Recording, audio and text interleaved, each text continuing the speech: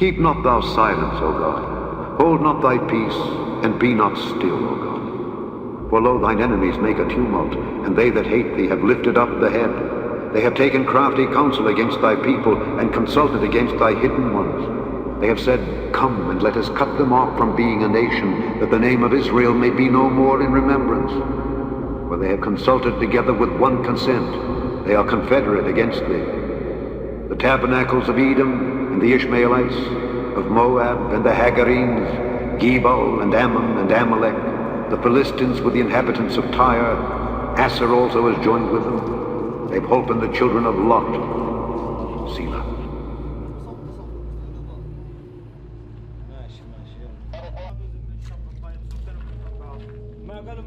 The Israeli Air Force pounding Hamas following a recent barrage of rockets on Israel.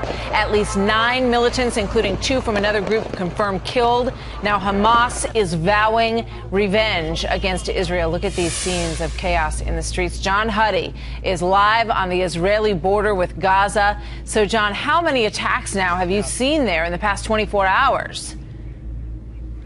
Well, Martha, more than 24, and it seems like they're coming with such frequency. Seemingly every 30 minutes to an hour, we're getting new reports that new rocket attacks have been launched into southern Israel. One of the things, by the way, Martha, that stops these rockets are these behind me. Take a look. They're Iron Dome batteries. That's what they're called. They're loaded with missiles designed to intercept those rockets, again, being fired from the Gaza Strip into southern Israel. Now, since midnight, as you were talking about, Israeli military officials say 25 rockets have been fired from the Hamas militant group controlled Gaza Strip, causing some property damage, but incredibly no injuries or death.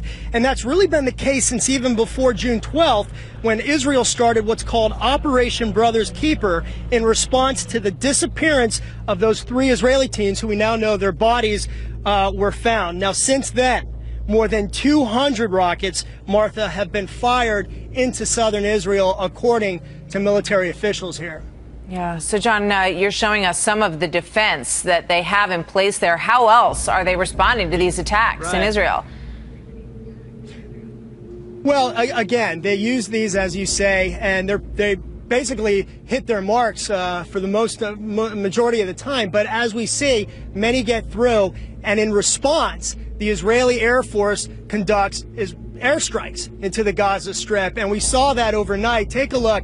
This is Israeli military defense force video that was released. What you're seeing are drone attacks in the Gaza Strip, basically targeting Hamas-controlled locations, okay, causing extensive damage and also death. Now, Hamas, we mentioned this at the top, has vowed revenge for the death of its members in that tunnel collapse that is being blamed on the Israeli Air Force. However, Israeli military officials say, don't blame us. That was caused because of construction repairs due to that. And also, one of the fuel to the fire at this point is the death of that Palestinian Mohammed Abu Qadir. And his death, and that many say Israeli officials are concerned, was in retaliation for the murder of those 3 Israeli teens, Martha. Yeah, incredibly tense situation on the ground.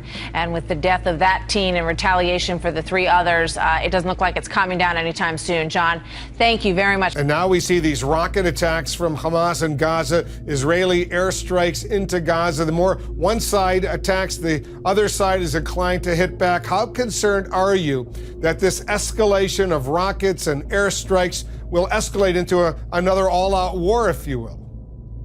Actually, Wolf, this is one of those cases where it is worth being worried, by which I mean, a lot of times you see these kind of flare-ups, you don't know whether anything's going to happen. Most of it doesn't flare up.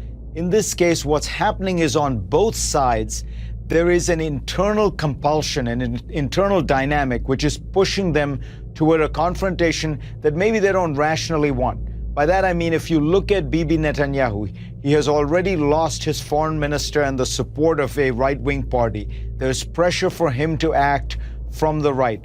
If you look at Hamas, as you know, has not been doing particularly well over the last few years, losing out to more radical, more militant alternatives. So they feel the need to do something. Neither side can try to do something cooperative at this moment. So it almost reminds you, in a very small microcosm, of the events that led to World War I, when nobody rationally wanted a conflict, but nobody could find a way to back down because they were being pushed by their internal the dynamics. That seems exactly what's happening here. So it's difficult to see how this stops. You know, at what point does one of the sides say, you know what, let's have a moment where we make a preemptive concession, we do some kind of peace talks. That's not in the cards right now.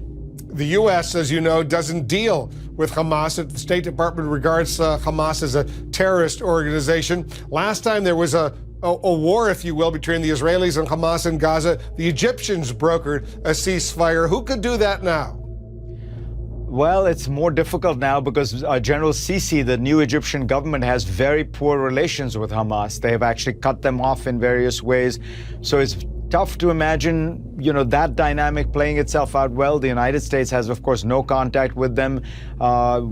You know, perhaps you'd end up using somebody like Qatar or Saudi Arabia. But again, the dynamics on the ground are really what seems to be motivating people.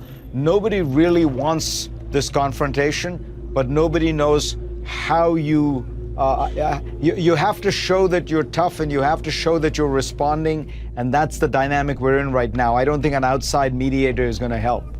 Well, this could be a whole different story now in the Middle East as the chessboard in place for decades is starting to see a new and frightening dynamic. The militant group Hamas taking to the streets of Gaza, vowing that Israel will pay the price for the deaths of 7 members in Israeli airstrikes overnight. This following the abduction and murder of 3 Israeli teenagers who were found in graves last week, and an apparent revenge killing, the burning of a Palestinian teen, according to reports. So, as you can imagine, things are very, very tense in this situation. KT McFarland joins us now, our Fox News national security analyst. KT, you know, there are reasons to see a very similar pattern in what we're seeing right now, but there's also some suggestion that this is part of a larger framework that's quite dangerous. And that's the key. You know, we see, more violence in the Middle East. We kind of tend to roll our eyes, say, oh, here we go again. And there are 2 different fights going on. One is what's happening in Syria and Iraq, and that's essentially al-Qaeda versus Iran.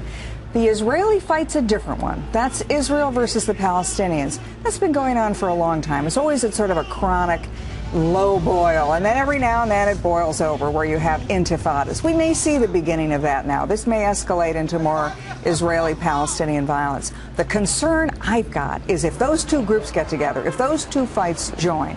Now, the fighters in Syria and Iraq, the al-Qaeda group there, they've said, we're not stopping here. We want to go to Lebanon. We want to go to Jordan. We want to be in the Sinai Peninsula. If you look at a map, those are all the countries and regions surrounding Israel. So Israel may have a much bigger problem on its hands than just the Palestinians on its border. If it has Syria, Jordan, Lebanon on its north and east, as well as potentially in the Sinai Peninsula on its south, if it's got to defend against all of those al-Qaeda-linked groups, then this is a much bigger fight. And I mean, isn't that essentially why Israel has been, you know, yelling and agitating for more attention to what's going on around them and wanting the United States to be stronger in its defense and helping out more in Syria to quell the rebels in Syria? You know, I mean, they've always been concerned that this is a tinderbox all around them. And that it's getting worse. I mean, Israel, for example, there's something called the Iron Dome that the Israelis developed, brilliantly so, and it's in effect that any missile that's shot into Israel, the Israelis can see where it's coming the minute it's launched and decide that's going to Tel Aviv. We're going to shoot that down. Or it's going to go into the desert and we don't care. Israel needs a little more help with that. They need a little more financing of their Iron Dome system. They're never talking about American boots on the ground. Unlike everybody else in the Middle East, they're not asking for that. They're just asking for the help they need to defend themselves. And I think the situation's getting sufficiently difficult for them. We need to pay attention. We have a soundbite from Ambassador Derner of Israel from over the weekend about the tension that is escalating there based on the deaths of these teenagers. Here's what he had to say. That if these are Jews who are going to be prosecuted to the full extent of the law, if they perpetrated these crimes, they will not be hailed as heroes by Israeli political leaders. There will not be public squares in Israel that will be named after them. Little schoolboys and schoolgirls in Israel will not emulate them as heroes. And that's exactly what we have on the Palestinian side. Your thoughts on that? I've been to Israel a number of times, and I've always been struck by their restraint. You know, the ambassador's absolutely right. If there's somebody in Israel who they think has gone over the line, done something he shouldn't have done, that guy has to face the full effect of the Israeli law. On the other side, there doesn't seem to be that. We're saying, when is the last time you heard a Palestinian leader say, oh, somebody's has killed an Israeli, we're going to make sure that guy sees justice? It's almost like there's a different standard. And we should understand they are not equivalent standards, that the Israelis treat the kind of ensuing violence that happens very differently than the Palestinians do. It's almost to the extent that the Palestinians are inciting the violence, hoping the Israelis respond, hoping that it gets to be a bigger fight. I mean, you can't kill 3 Israeli teenagers without hoping and knowing that there will be retaliation. Yeah. You know, in terms of the connection between these two events that are happening around each other, do you see any signs that these groups are linking, that they are, you know, supported by each other, or are they just sort of peripherally fortified by a common cause? Well, you know, you'll only know that when it starts happening. I mean, they're not all going to carry card-carrying members of al-Qaeda, but al-Qaeda, the new leader in this new state of Syria, Iraq, has said, we want to go next to Jordan. We're going to destabilize Jordan. They already know in southern Lebanon it's destabilized. How does Jordan defend itself? Well, you know, this is the bigger problem in the Middle East. Are they going to be like dominoes? We've always discredited domino theory, but this time we may want to reconsider it. I'm particularly concerned, though, about the Sinai Peninsula. That's the desert area that's to Israel's south, and it strides the Suez Canal. If Egypt can't get al-Qaeda in the Sinai Peninsula under control, then you'll see an al-Qaeda that's using that area to launch attacks elsewhere. They would love to have that area, of course. Oh, my gosh, they're salivating for it. Katie, thank you very much. Thanks, Martha.